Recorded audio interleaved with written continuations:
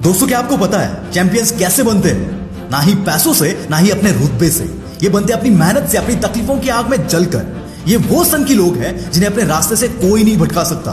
पूरी दुनिया भी अगर इनके सामने प्रॉब्लम बनकर खड़ी हो जाए तो साला ये उससे भी निपट कर अपने मंजिल तक पहुंच ही जाते हैं। आज मैं आपको फुटबॉल के एक ऐसे चैंपियन के बारे में बताऊंगा जिसने फुटबॉल पर अपनी हुकूमत शुरू कर दी है। जी हाँ दोस्तों, मैं बात कर रहा हूं the king of football, Neymar junior की। रोनाल्डो और मेसी के बाद अगर कोई उस लेवल को अचीव कर सकता है तो वो है ये बंदा, नेमार जूनियर। केवल 28 साल की उम्र में इस बंदे की नेटवर्थ है $200 मिलियन। पर दोस्त, इसकी ये औकात इसने खुद बनाई है, क्योंकि इनका जन्म कोई बड़े परिवार में नहीं हुआ था। और हाँ, अपने फेलियर का रीजन अपने फैमिली को बताने वाले उन लोगों को ये मैं जरूर बताना चाहूंगा कि बचपन में ये बंदा ऐसी जगह पर, ऐसे घर में रहता था जहां पर बिजली तक नहीं थी, तो बाकी फैसिलिटीज का तो सवाल ही नहीं आता। ब्राजील की नेशनल टीम और पेरिस सेंट जर्मन से खेलने वाले इस फॉरवर्ड की शुरुआत ब्राजील के साओ पाउलो की गलियों में स्ट्रीट फुटबॉल खेलकर हुई थी। एक इंटरव्यू में नेमार ने अपना एक छोटा सा किस्सा बताया था। बचपन में उन्हें कुकीज खाना बहुत पसंद था। एक बार जब उन्होंने अपनी माँ से कुकीज मांगे तो उनकी माँ ने कहा कि उनके पास उतने पैसे नहीं है। तो इस छोटे से बच्चे ने अपनी माँ से कहा कि माँ, तुम फिक्र मत करो, मैं एक दिन इतना अमीर बनूंगा कि कुकीज की फैक्ट्री खरीद लूंगा। यह था एक छोटे से बच्चे का खुद की जिंदगी को बदलने का भरोसा और जुनून।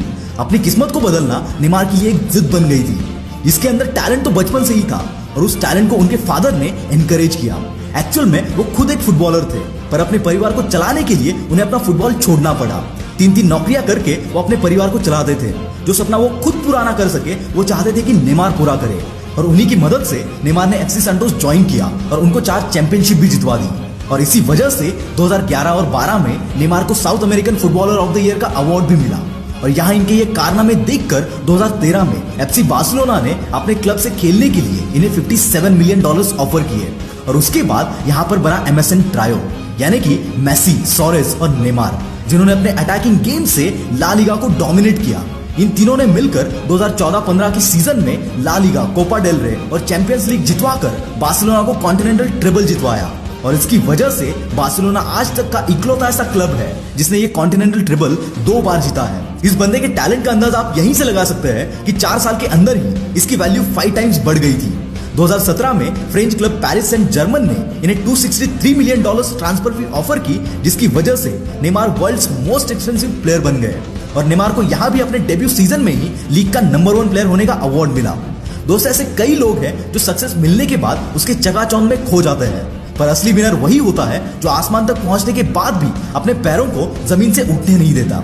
ये बंदा आज तक ये नहीं भूला जहां से उठकर ये आया है, और इसीलिए ये मल्टीपल चैरिटीज करता है जो ब्राजील में साफ पानी, एजुकेशन और बच्चों के हेल्थ पर फोकस करता है। ऐसा कैरेक्टर बहुत कम लोगों का होता है, और ऐसे ही स्ट्रॉन्ग कैरेक्टर का एग्जाम्पल है उनकी मेसी के लिए इज्जत। नेमार ने हमेशा मेसी को ग्रेट कहा है और कंपटीशन मेसी से नहीं, खुद से की है। नेमार ने कभी भी नंबर 1 होने के लिए नहीं खेला।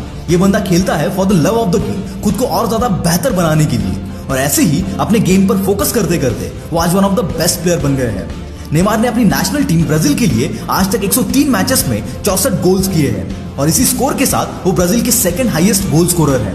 नेमार की फील्ड पर खेलने की स्टाइल दिखाती है उसका पावरफुल कमांड अपने बॉल पर। इस बंदे का बॉडी कंट्रोल, एक्सप्लोसिव स्पीड और ड्रिबलिंग स्टाइल ही है जो उसे फैन फेवरेट बनाता है।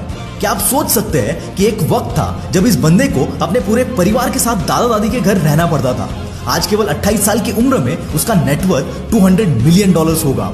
और इसी नेटवर्थ की वजह से 2019 में फोर्ब्स ने नेमार को world's 3rd highest paid athlete के रैंकिंग भी दी। नेमार ने अब तक 229 गोल्स मारे हैं और 2015 में उन्हें बैलन डोर में 3rd पोजीशन भी मिली थी।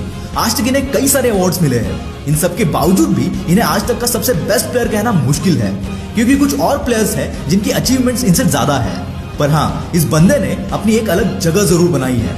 ये बंदा बेस्ट नहीं सही, पर ग्रेट जरूर है। और अगर आपको भी ऐसी ग्रेटनेस को अचीव करना है तो अपने गोल्स पर मेहनत करो।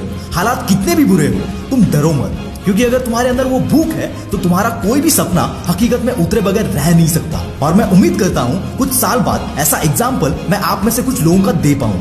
तब तक के लिए keep hustling. This is Mangesh from the will power star, signing off for the day. Bye bye.